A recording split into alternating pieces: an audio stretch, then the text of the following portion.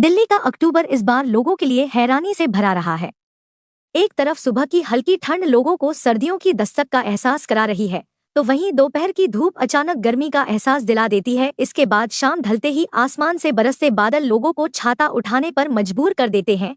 राजधानी में मौसम का यह अजीबोगरीब मिजाज त्योहारों के बीच लोगों की दिनचर्या को प्रभावित कर रहा है। मौसम विभाग (IMD) ने बताया कि गुरुवार शाम को हुई बारिश मानसून की विदाई के बाद आई पश्चिमी विक्षोभ की वजह से थी। सफदरजंग और पीतमपुरा जैसे इलाकों में मूसलाधार बारिश ने तापमान को तेजी से गिरा दिया।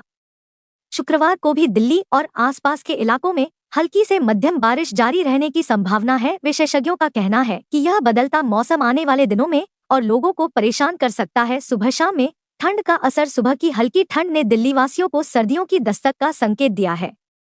न्यूनतम तापमान औसत से लगभग 2 डिग्री ज्यादा दर्ज किया गया, लेकिन बारिश की वजह से हवा में ठंडक घुली रही। दोपहर में तेज धूप और उमस दिल्ली का अधिकतम तापमान 35.7 डिग्री सेल्सियस तक पहुंच गया, जो सामान्य से ऊपर था।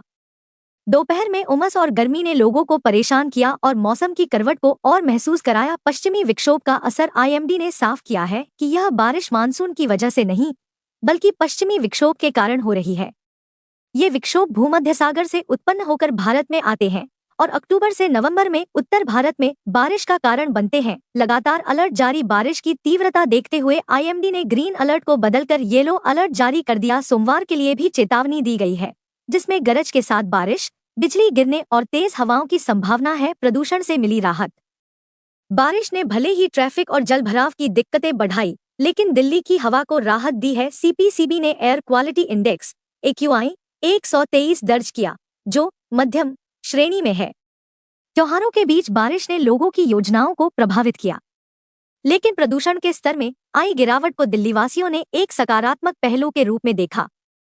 शनिवार को मौसम शुष्क रह सकता है, लेकिन रविवार से फिर बारिश लौट सकती है। सोमवार को जारी येलो अलर्ट के चलते लोगों को सतर्क रहने और मौसम अपडेट्स पर नजर रखने की सलाह दी गई है।